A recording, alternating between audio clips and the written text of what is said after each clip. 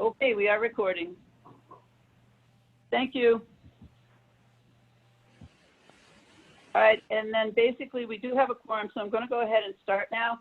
We also do have Karen. So I think some of the things that we were going to discuss, I don't want to discuss without everybody here, and that would be particularly the rubric. But I will ask Jay and John if you had an opportunity to check out the file sharing that Chris had set up. I did.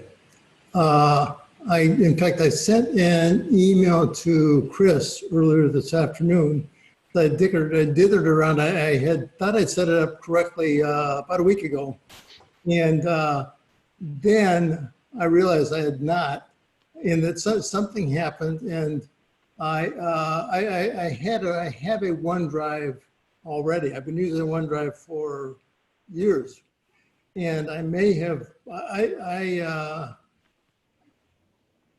I don't know which OneDrive I'm accessing, but I'm screwed up. So I need your help, Chris. SOS.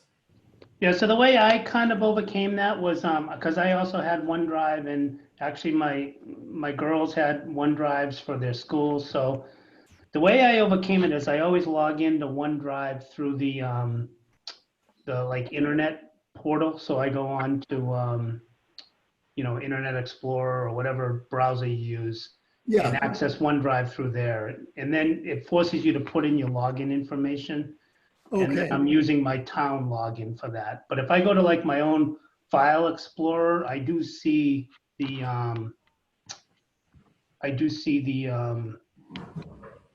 my personal OneDrive on there. So Okay. Well, I will try that and see if it works. There's no guarantee that I can be successful, but if you don't mind a sort of a text pal for a little while, we can get through it. yeah, or if you want me to walk down to your house, I can always put on a mask and try to help you too. let's try to circumvent that, but thanks anyway. Okay. You doing?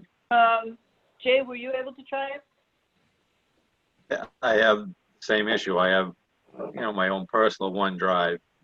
So every time I try to do the file share thing, it goes right to my personal one, and I didn't know how to separate or set up the new account. Yeah, In the so, Lunenburg line. yeah, perhaps Steve Malanginos has a more elaborate solution. That was kind of my concern with Google Drives and the OneDrive as the way to do it, is that it did not always figure out which drive you were on. Still on audio. Okay. Still on computer All right. audio. Well, we'll play around with it some more before next week. And I guess not next week. Oh, I'm sorry, John. Well, may I say, first of all, conceptually, I like the idea a lot, Chris. I think it's wonderful to have the files out there as works in process that each of us can stick our oar in, as it were, and come up with something that's roughly, that's got some input from everybody wishes. I think it's a wonderful concept. I just don't know how to get on the boat. Yeah, one thing I was considering is, perhaps we need like a central data manager for it. And I don't know if that's a committee member that does it or someone on the town side that does it. For one reason, maybe they just need to get to that additional storage level. But I think like a lot of the data that we use in archive should persist year to year, so that, one of the things I struggle as coming onto the board is looking back as to what was done in the beginning of the year or even last year for files. And, if we use this kind of structure, it seemed like that would be the other benefit, is that over time we build up, all the pertinent documents, historical documents, that would help, get someone up to speed quicker. Well, we can also, the library has a lot of town reports for awful lot of history. And what we could do is we could actually, I'm not saying recreate the town report, but we will have records of a lot of the data. actually Karen Rocha would speak to this, she probably got the data on this, that we could actually create some historical records on, say, new growth as an example. And, and new growth is a percent of, say, population. And then we could, and so I think we can make, whether or not we have the history, we can make it. Yep.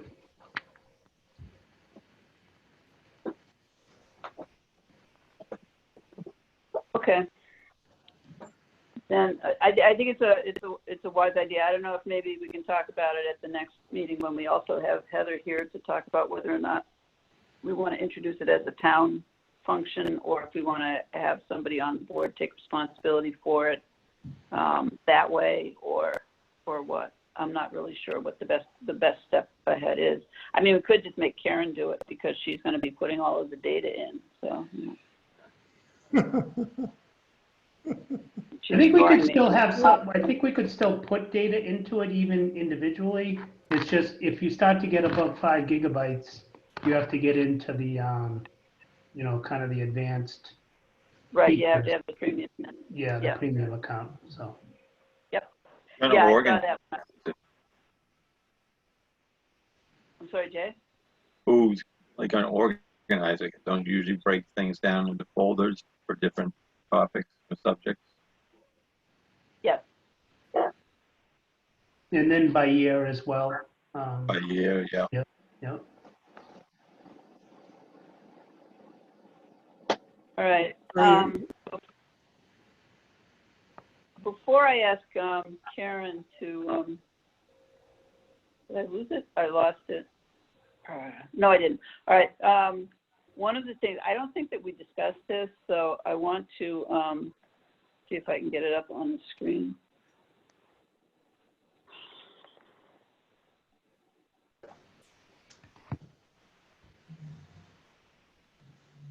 All right, hopefully what you, no, is it showing?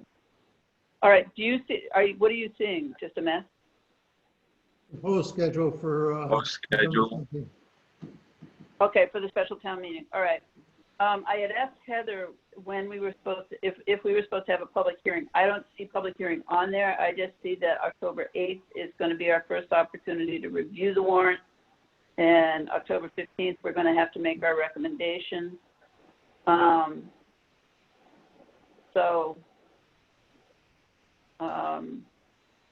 I think for September 24th, we'll have to go through, hopefully, and I'll let Heather know that hopefully we'll be able to go through all of the budget changes that she's anticipating making on September 24th when we meet again. And we won't know if there's anybody else putting anything on the warrant until the warrant closes on the 29th. So it makes no sense to have any discussions about that until the meeting on the 8th, when we can have the warrant, unless you folks want to meet on October the 1st, when the draft warrant goes to legal counsel, but we won't have the actual language of the warrant. But I'll leave that to you folks, but we will be definitely meeting on the 8th. audio. I'm sorry?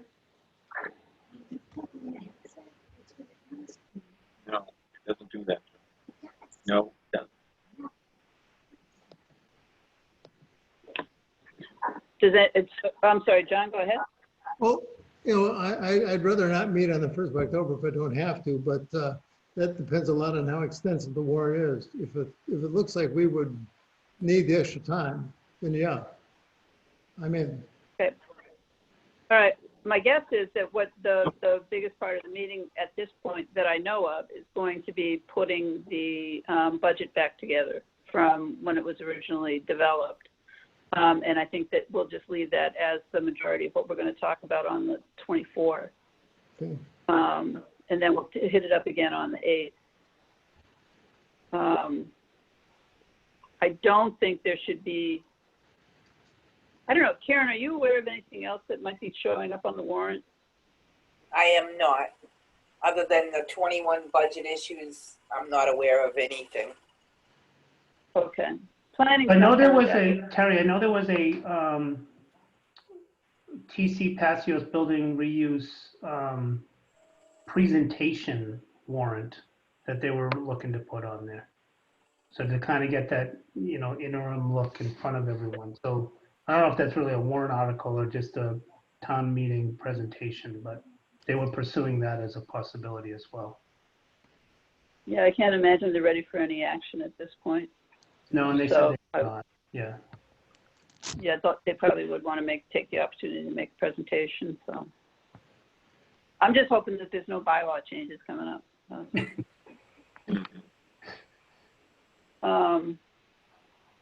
All right, then basically at this point, we'll just set out for that for the 24th and the 8th. And I guess, and I don't want to talk about it a whole lot, again, because we don't have Peter and Dave and Heather here, but did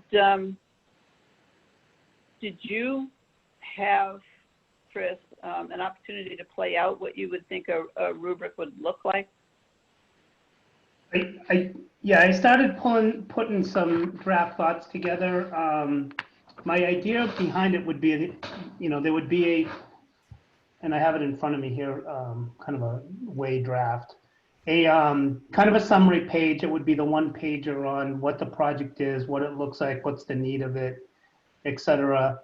I then started to think about like what are the financial considerations that we would want to ask. So I just started brainstorming with myself. So I'm not sure if that's a brainstorm or, but things like, can the town afford this project and how will it be funded? How does this impact levy limits, credit rating, and other?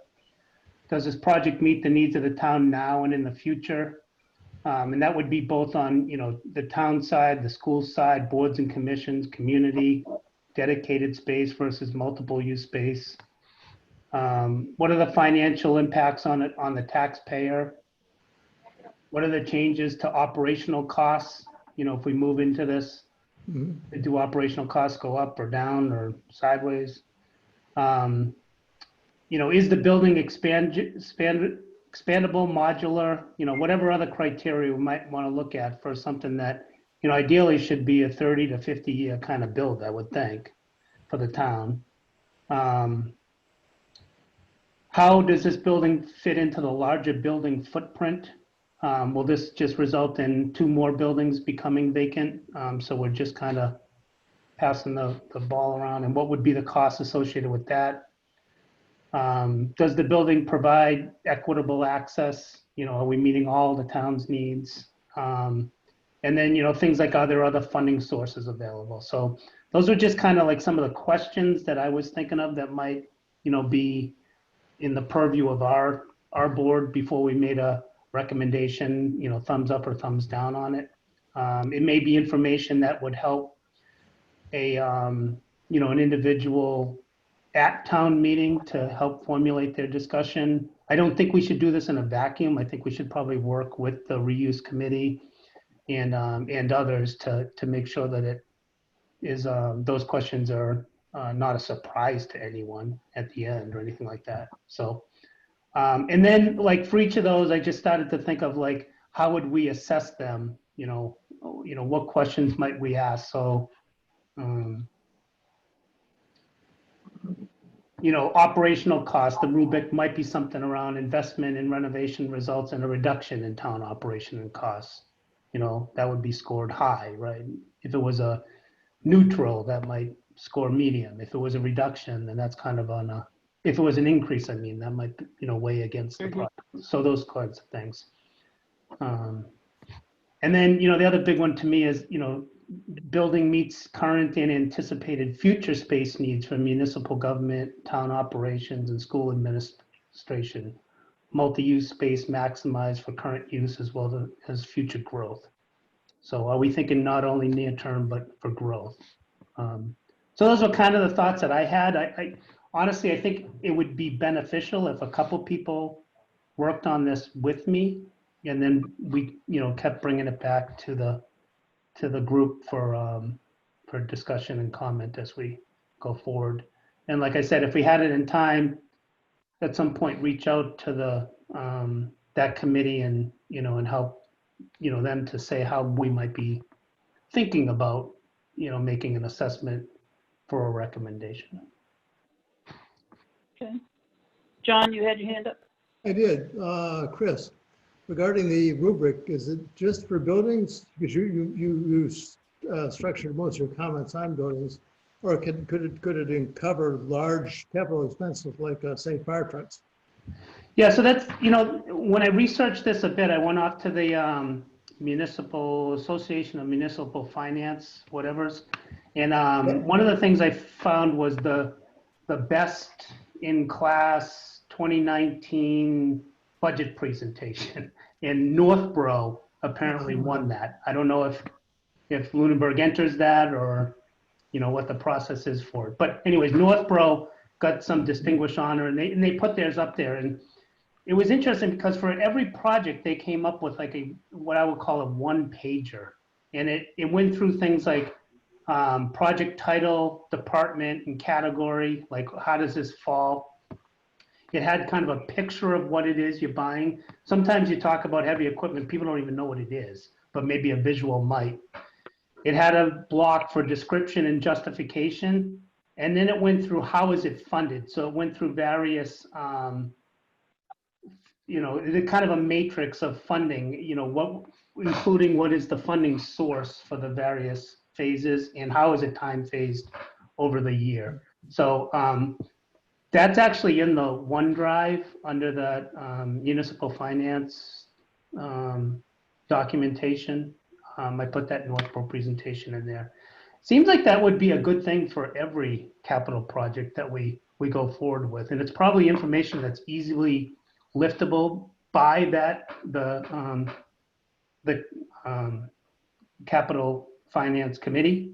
And certainly, the questions always come up about how it would be financed. So, Karen or Heather or someone else, I'm sure, could easily fill that information out. So then, you come in with kind of a packet of information almost on each capital project so yeah, I do think that would be expandable to any.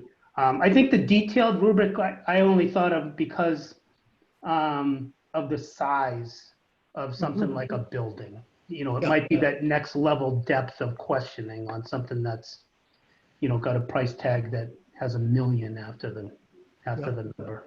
Yep. I don't think we should go through that for like scuba diving equipment or something, right? But No, I definitely agree with that.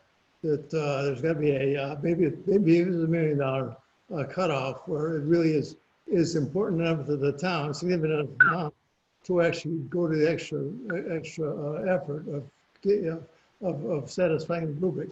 The other issue is whether the town, Karen Brochu can speak to this, I'm sure, or will have to synchronize with Karen Brochu on whether the town is going to be able to collect the information that we'll need to satisfy the rubric, for instance, maintenance costs.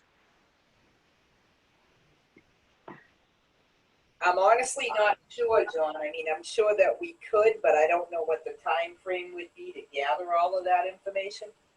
Yeah, well, and that gets to the other point is that we don't want to.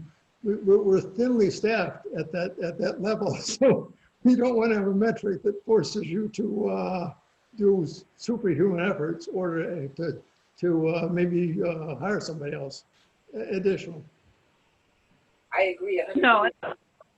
Yeah, we don't want to we don't want to kill Karen. And but I also think that if it's something that's spread out over a sufficient time, I think one of the pieces of even if we're just asking the questions, whether we can or can't get the data or we can estimate or not estimate and say that that's what we're doing, I think that it really kind of gets to the types of questions that make people stop and cause us to not take any action for several years at a time on building development. And I mean, building reuse has been going on since I started on finance committee, and all of the buildings are right where they were.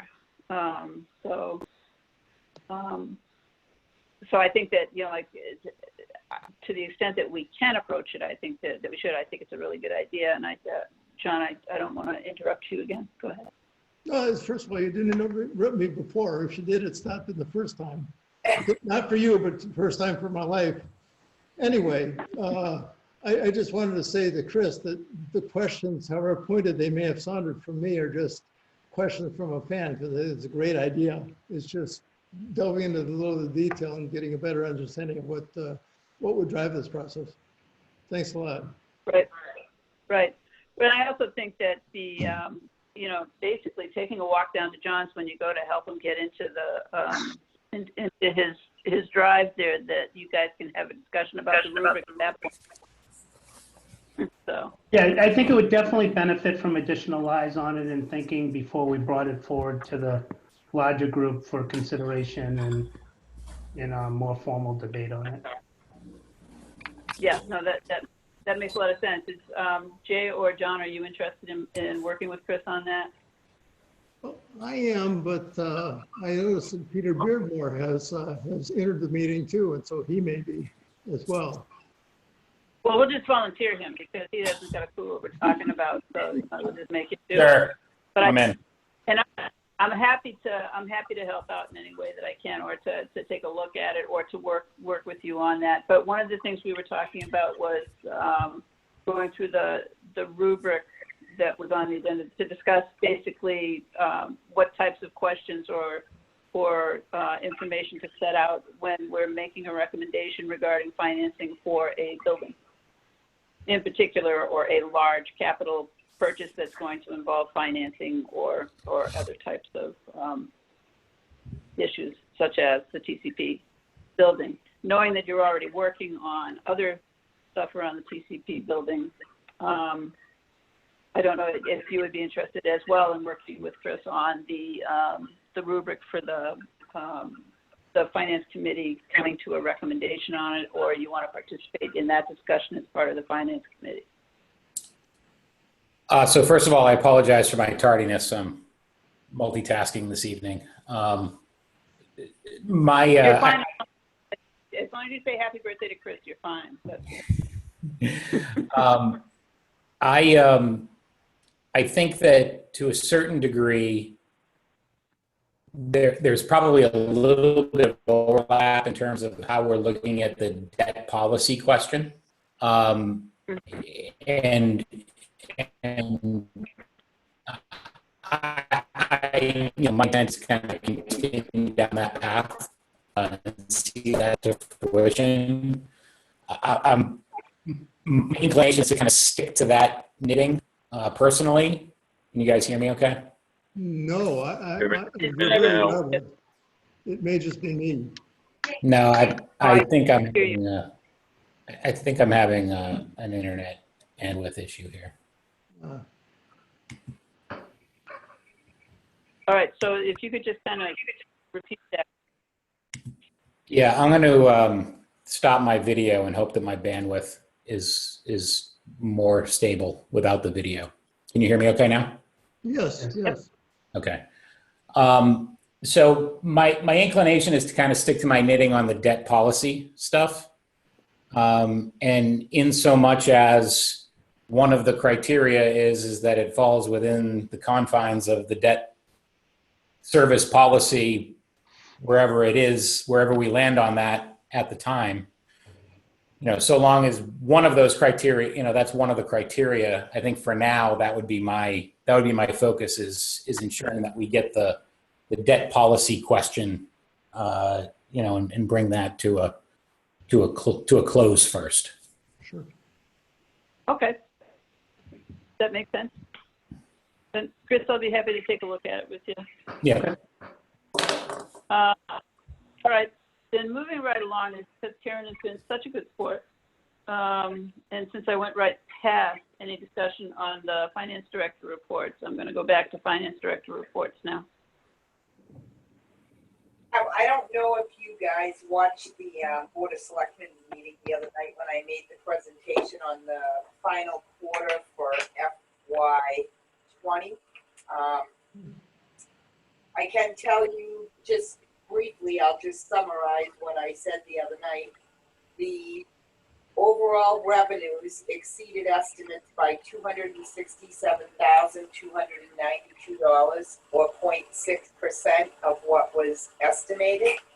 Our expenditures were actually 97.2% the total budget. And there was a closeout on the expenditure side of $1,182,589. And our state assessments came in a little bit lower by $36,759.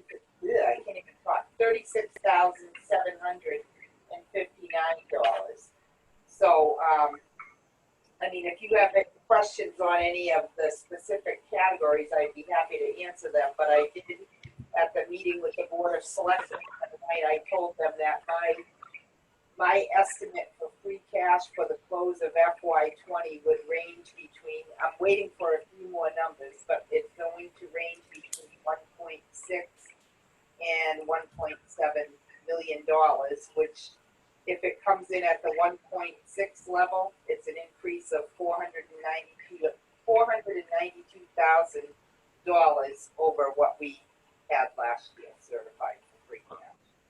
Ah, Okay, can I assume that any of the COVID funding is not included in either the expenses or the revenues? That would be correct.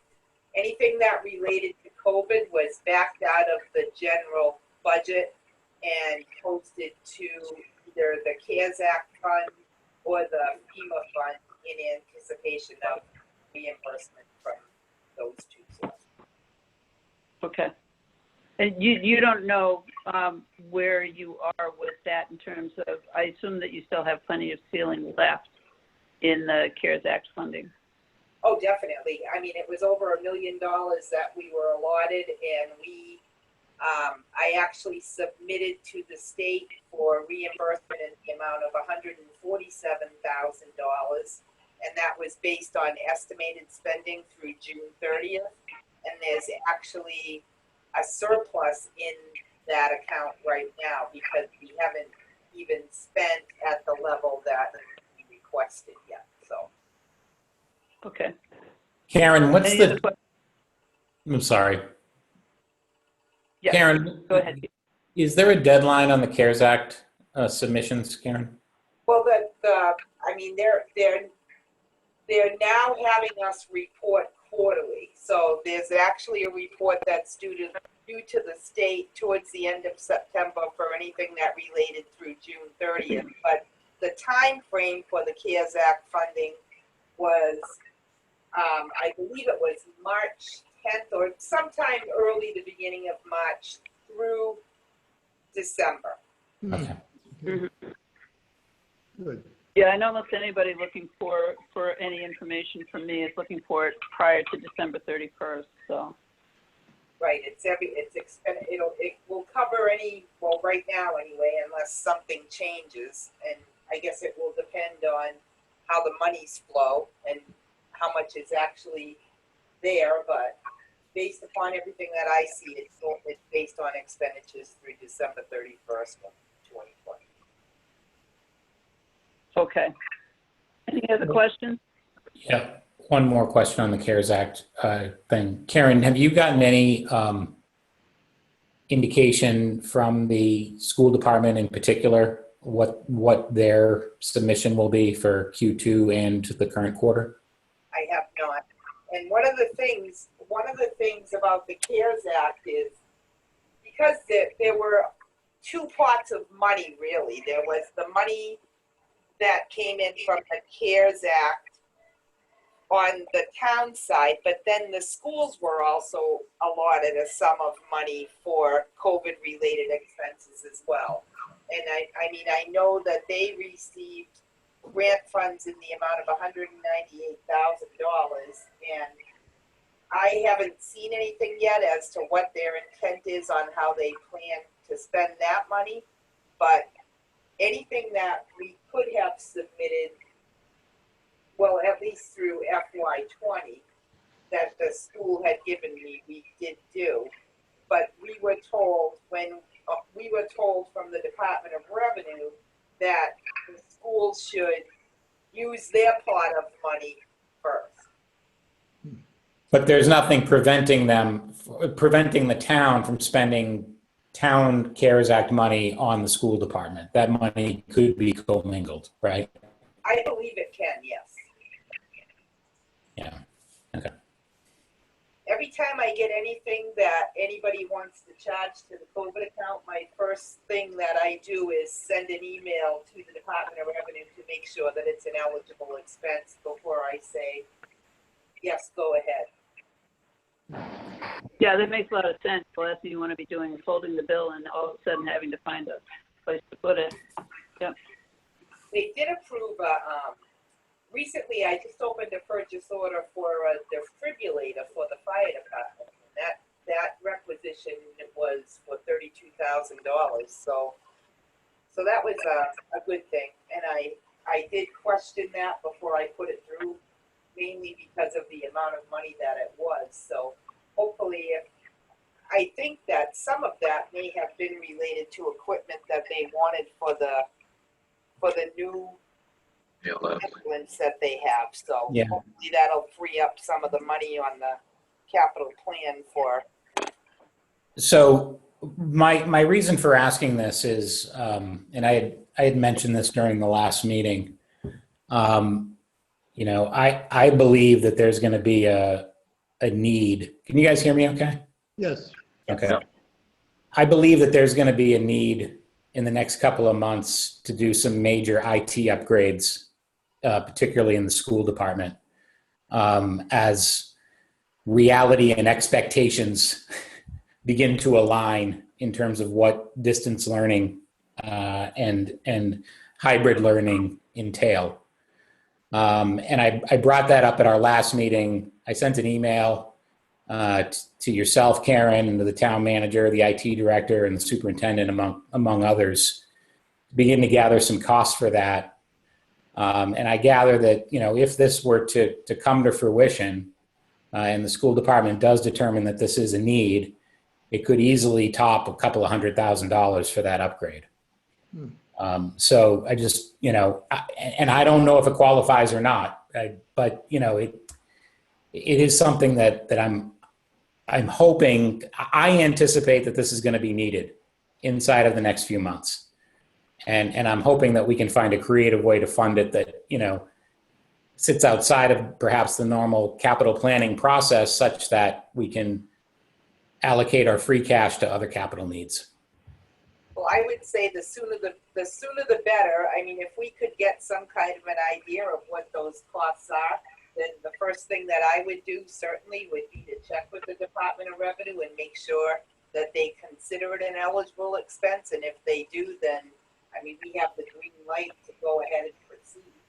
But I would definitely not want to do exactly what I said before, is have somebody open up a requisition to that account and then find out that it's not eligible after. Right. Yep. Yep, makes sense.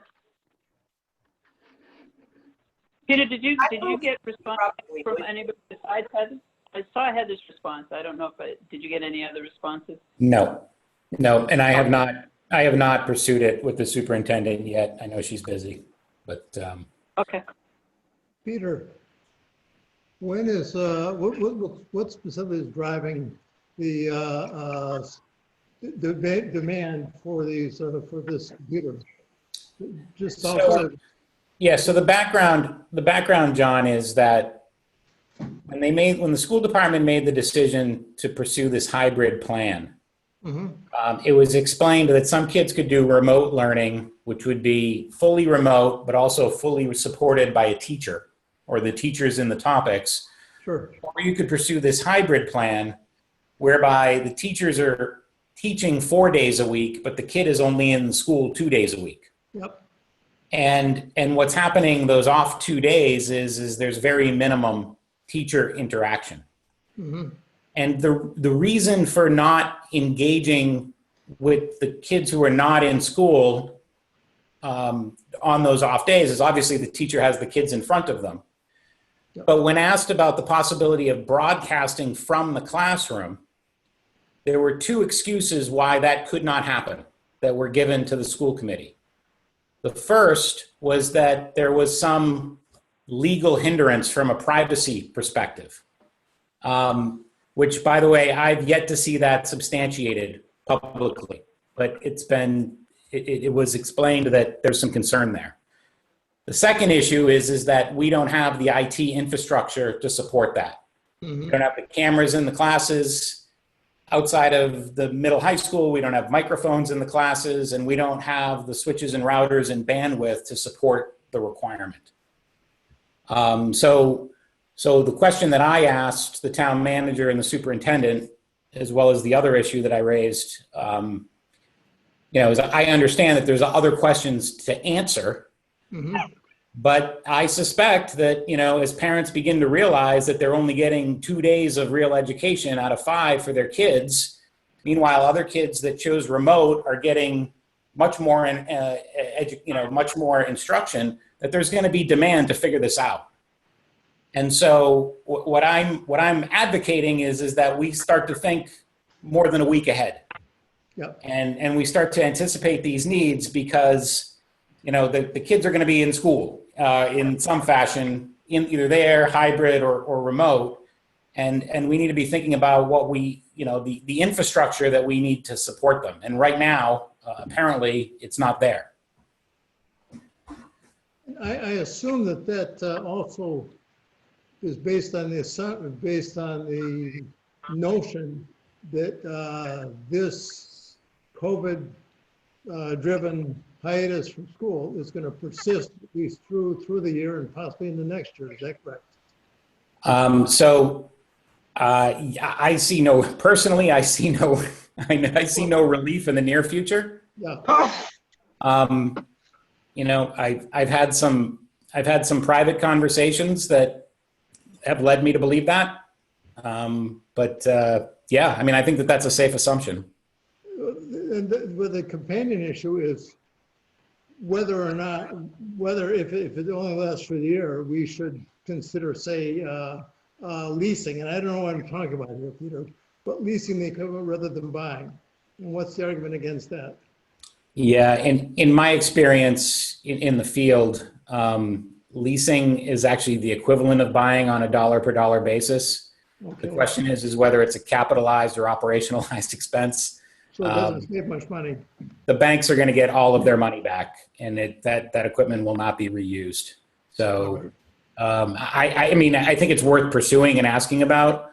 I think the bigger barrier, aside from the expense, is going to be the people to actually do the design and implementation, because obviously our limited staff is limited.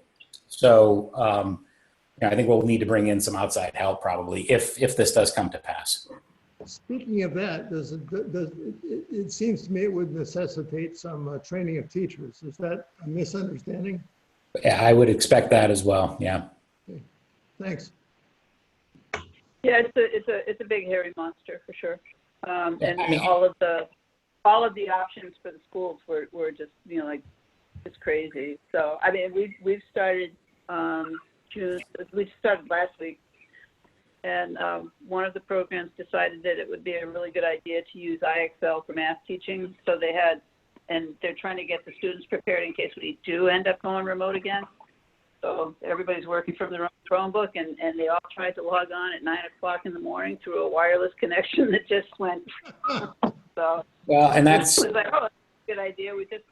So. And that's exactly a scenario that we could potentially expect without the infrastructure that we need to support this. Now, I think that the current plan is supported by the current infrastructure, and everything that I've surmised is purely conjecture on my part. So I don't want to lead anyone to believe that my position has been validated by any professional in the school department. I just think it's good sense that this is coming. We've been told publicly that there is a infrastructure limitation, and if there are funds available, then in my mind, we should at least know what the cost is and what is the feasibility of addressing the limitation. Okay. Thanks, Peter. All right. With that, I think we're off to committee reports. Does anybody have one? Committee report.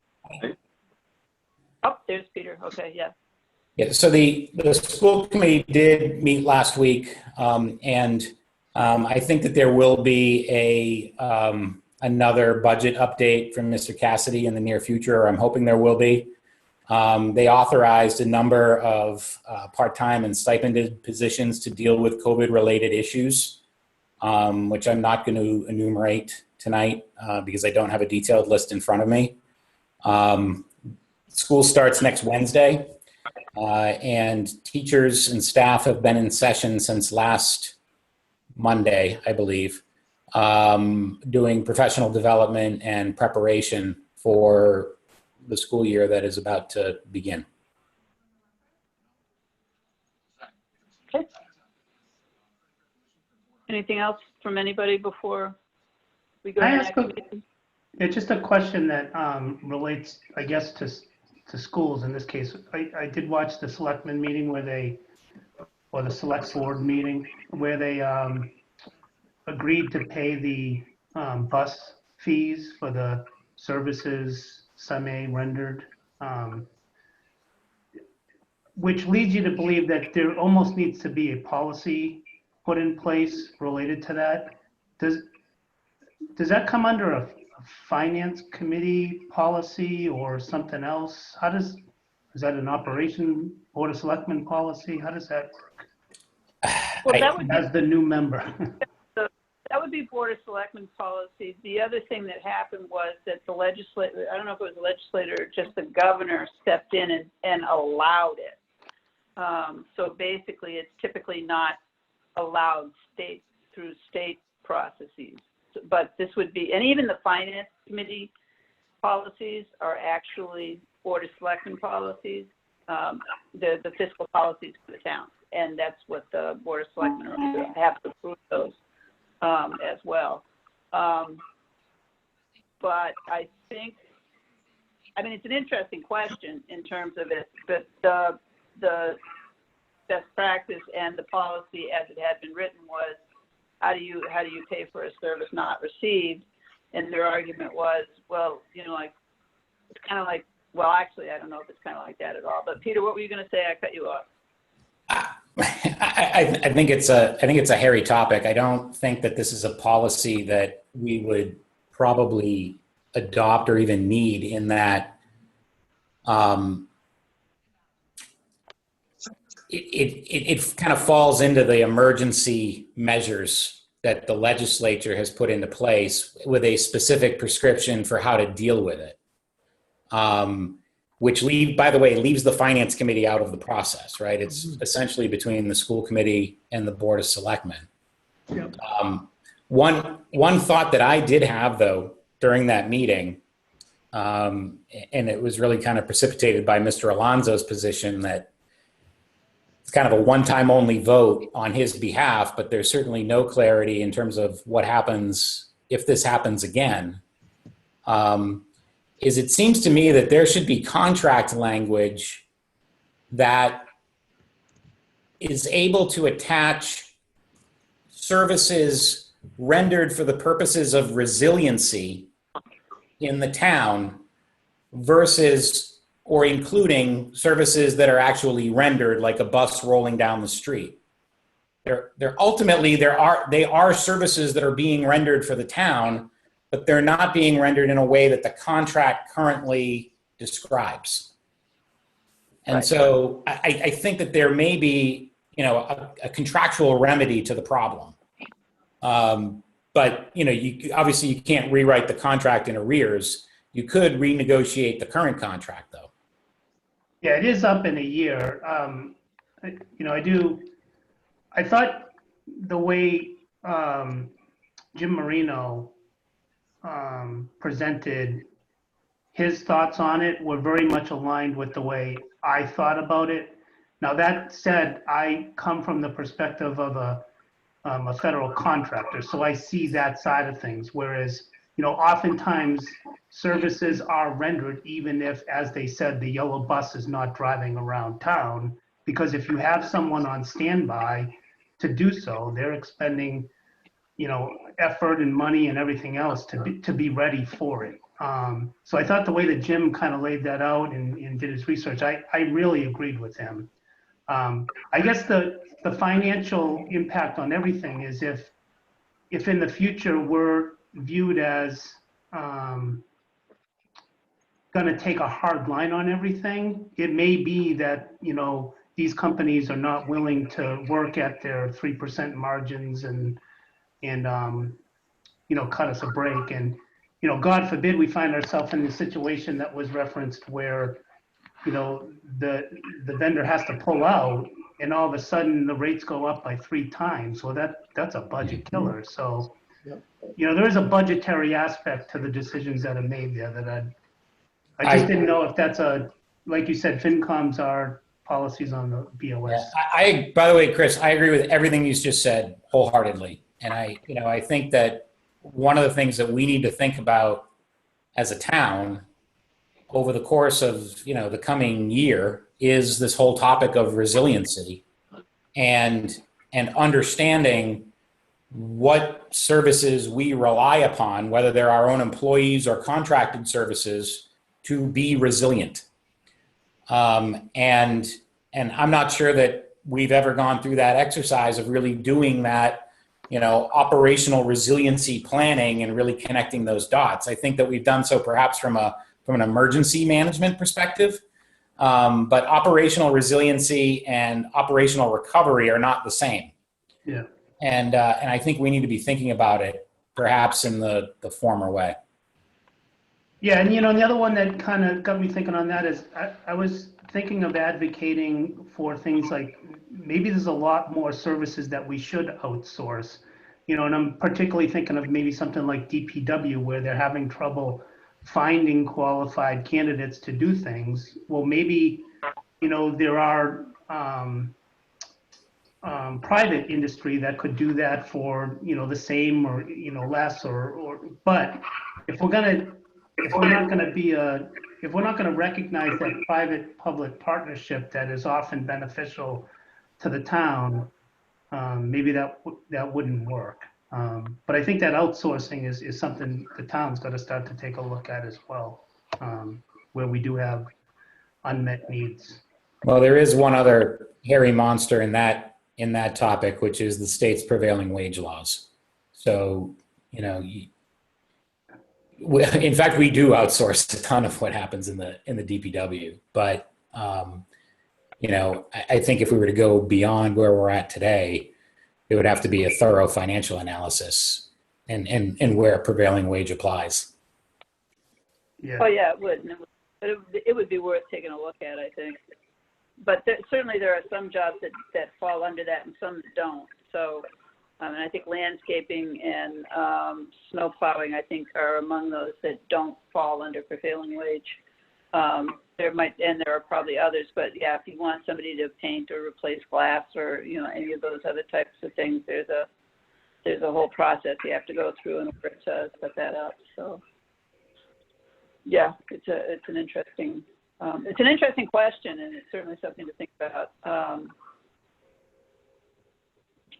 Maybe when we get past the special town meeting and get past the and come into, well, actually with the Passios, but it's also, to me, it would also just be interesting to see, and this is basically just my personal opinion, that one of the things that I always thought should happen, maybe I don't think it should happen, but it was something that I thought about early on, that I thought it would be a good idea for parks that there's somebody who's managing outsourcing of things like landscaping, things like like making sure fields are mowed, making sure and cemeteries, making sure, but basically that they're managing contracts somehow rather than having DPW staff actually doing the work. But there's probably reasons why they don't do it that way. We just never get into a big discussion about that. But to me, because those committees in particular, and this is probably because it came up during the charter review process, was because those in particular have direct or appear to have direct responsibility for what they're covering, then to me it made sense that maybe they would be managing outsourcing of that. To me, DPW just doesn't seem like parks and cemeteries. DPW to me has always just been roads and infrastructure. So, But anyway, that's just me. And I'm sorry, Chris, I don't mean to keep you so late so that you can go out and celebrate and have ice cream and stuff. But I will go back to, does anybody, since nobody, Peter was on a committee report or a department report. So we'll skip to, does anybody have a public comment? I do have one other alibi here, Terry, which sure. is, and I'll circulate this document via email to you guys either tonight or tomorrow morning. I did meet with the superintendent and Mr. Londa and Mr. Cassidy last week to talk about projections for Turkey Hill Elementary. And specifically, could we come up with some kind of straw man for that just for debt and analysis purposes? And so we met for about an hour. Mr. Londa went down in sort of excruciating detail and analysis of the approved plans across the state for the last year on a cost per square foot basis and a number of other ways of calculating this. And I took his information and basically fed it back to himself and Mr. Cassidy and the superintendent, basically using their raw information and guidance in terms of how the process would work.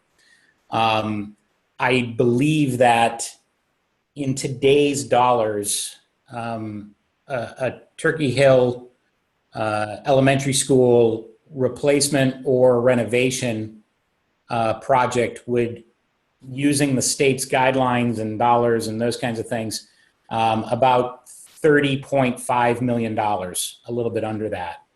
And if you project it out probably 6 years, which is when we'd probably be putting shovels in the dirt if we followed the timeline of when TCP would happen and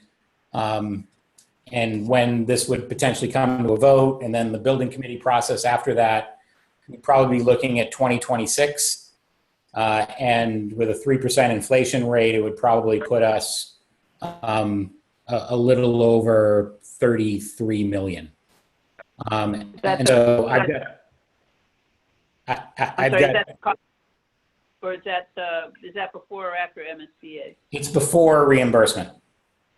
Okay. So now the reimbursement calculation is another, kind of jump ball in terms of what that reimbursement would be.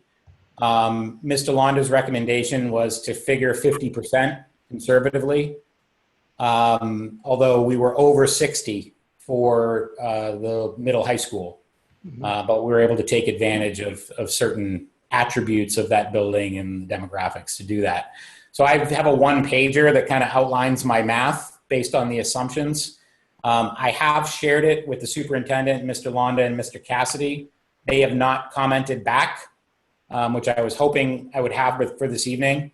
But in lieu of that, I'll share it with the committee and we can attach it to the minutes, and any corrections or modifications that the administration chooses to make, we can certainly incorporate.